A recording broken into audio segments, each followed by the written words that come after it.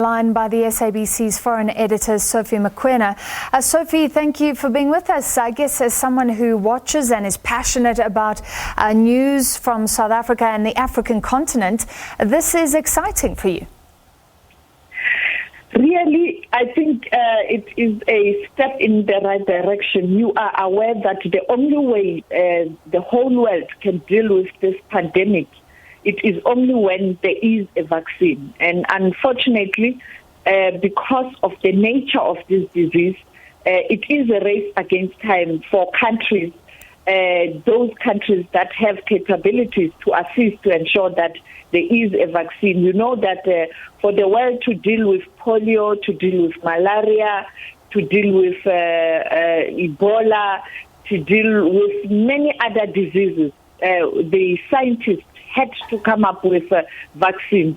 We know now that what we need is a vaccine for COVID-19. But it is going to be a long journey, a very difficult one, a very bumpy one. When you look at what happened with HIV and AIDS, to date we are still struggling to find a vaccine for HIV and AIDS. And this time around, scientists and health experts are very hopeful that they will find a vaccine. But it is going to be a long road, a difficult one, with lots of challenges, lots of resources, and of course, countries will have to convince its citizens to buy in, but also to have people who will be available for these human trials, because you cannot have a trial in one country. You must have trials in different countries, in different continents, so that you can say this vaccine will definitely work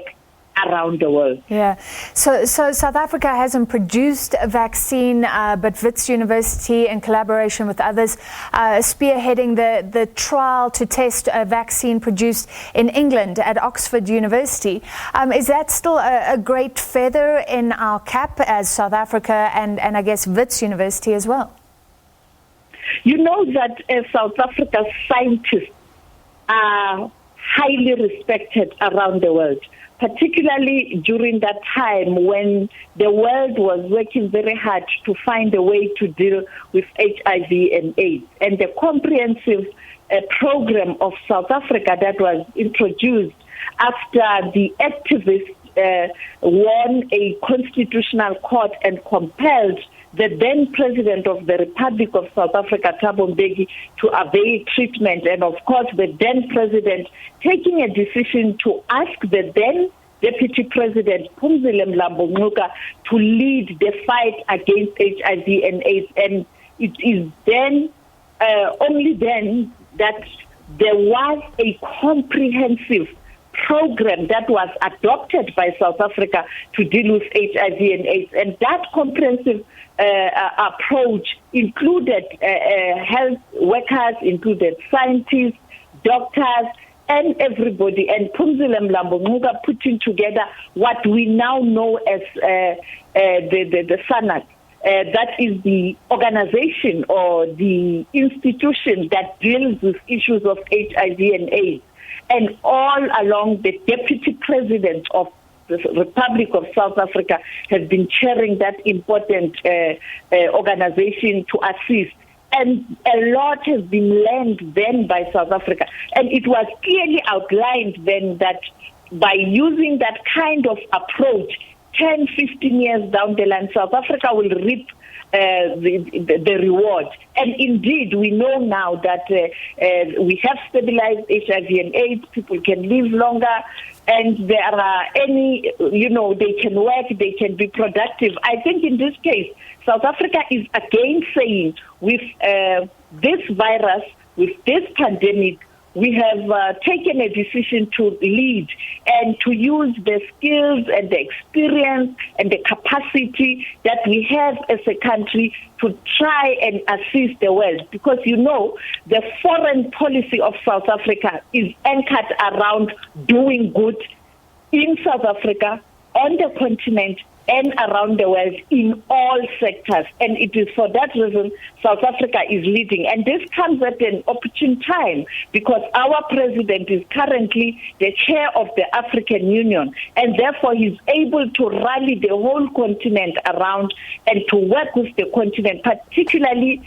Africa's CDC in Ethiopia, to ensure that Africa, not South Africa, Africa is playing a prominent role, and therefore you'll see African scientists working together to ensure that we do contribute. We know tomorrow on Wednesday, the president is going to participate in a very important conference where the CDC and the AU will be looking at collaboration, cooperation, and coordination to ensure that Africa plays a leading role in the development and access to the potential COVID-19 vaccine. And this conference is going to be virtual. Among those who are going to participate, the United Nations is going to be represented by the Undersecretary.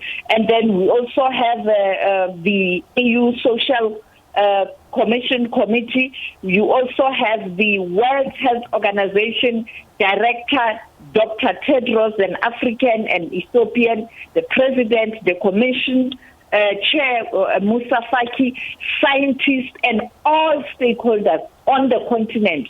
The whole day they will be discussing this.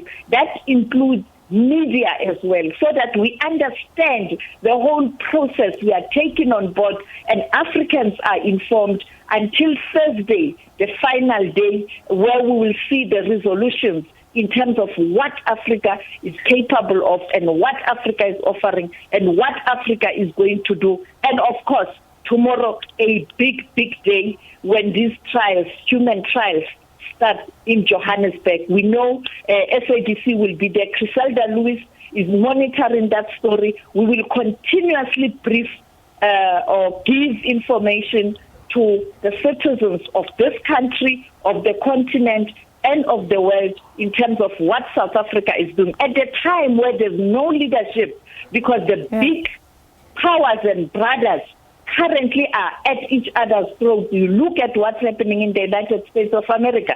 It has lost the plot. It's not leading. And therefore Africa is saying it is our time. We are going to lead, and we are going to use this pandemic to give direction again as a cradle of mankind. All right, thank you so much. SABC's foreign editor, Sophie Mokoena, and as she says, we will keep track of that trial and bring you all the news.